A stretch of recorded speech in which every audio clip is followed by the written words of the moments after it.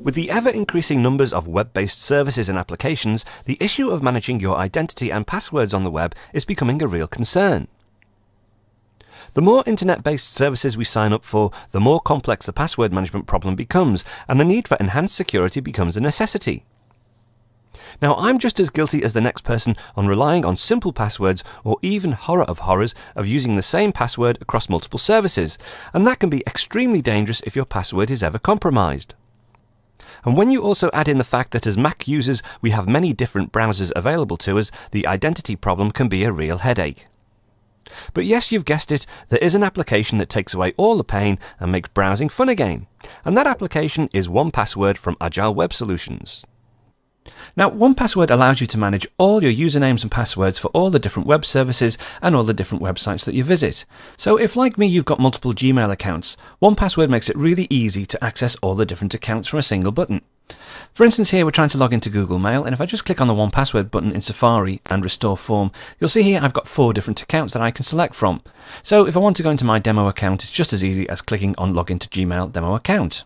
1Password enters the username and the password and logs me straight in. Now, the really cool thing is all your usernames and passwords that are stored within 1Password are shared between all your different browsers on your Mac. So for instance, if I log out now from Safari and I go across to Gmail in, say, Camino, so here within Camino I can just click on the 1Password icon, select Restore Form, and I've got full access to the 4 accounts straight away. Now, this is all done without synchronization, but if you do want to synchronize between machines, 1Password can synchronize all your passwords and usernames using .Mac. Let's just nip across to Firefox. And again, I've got a 1Password icon with the same access to those 4 user accounts. Another great new feature introduced in 1Password is support for basic authentication windows. And this is where a website doesn't perhaps have a login page, but if you go to the website, you're presented with an authentication panel. So you see here, this is a members only site. So let me just enter my details. And we'll log in. And now we can save these login credentials in 1Password itself.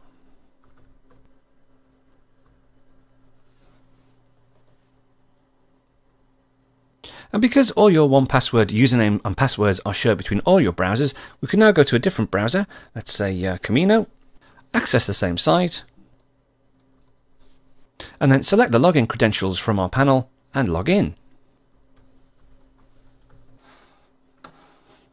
Another time-saving feature within 1Password is its ability to autofill complete web forms for you. Now, if I just go across to the NewsHutch website, and I haven't got an account on NewsHutch as yet, so I'm going to create an account. 1Password allows you to create multiple personalities that you can use to fill in web forms. So if I go to the 1Password icon and say Use Identity, and I'll just use my personal identity for this particular web form and click on Personal, you'll see it fills in my full details, my email address, and also generates some strong passwords.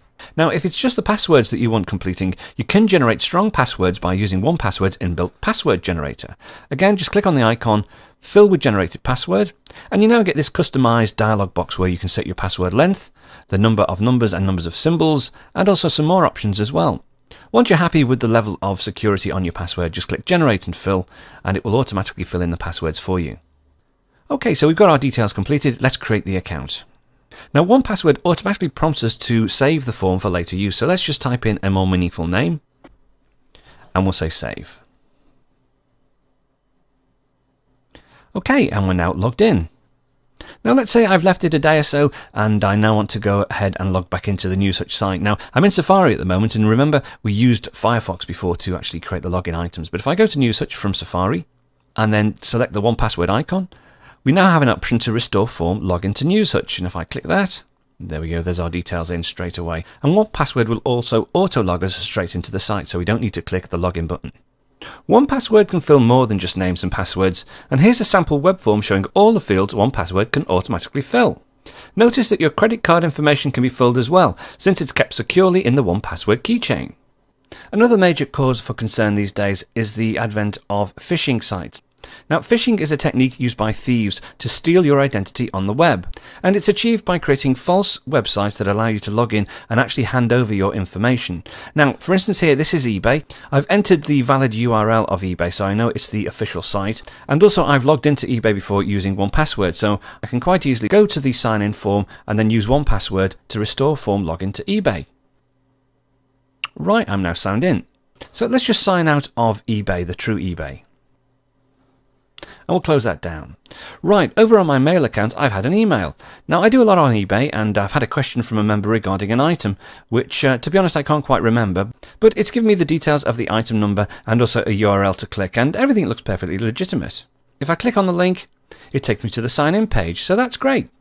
Now, the only problem is this isn't an official eBay site, this is a phishing site, but to be honest, to the casual user, this would easily be mistaken for the proper eBay site. Now, were I to give my user ID and password in, the thieves then would have my identity, could access my actual eBay account and wreak havoc. But if I use 1Password to sign in and select the 1Password icon, you'll see here that no forms have been saved for this website. And because I know I have already used 1Password to sign in to the genuine eBay site, I can tell straight away that this is a phishing site. Now, if 1Password saves you from one phishing attack, it will have paid for itself many times over, so it really is a secure way to navigate around the internet. You'll find other video tutorials on the 1Password website explaining these features in more detail, but why not download the fully functional free version now with no risk and give it a try?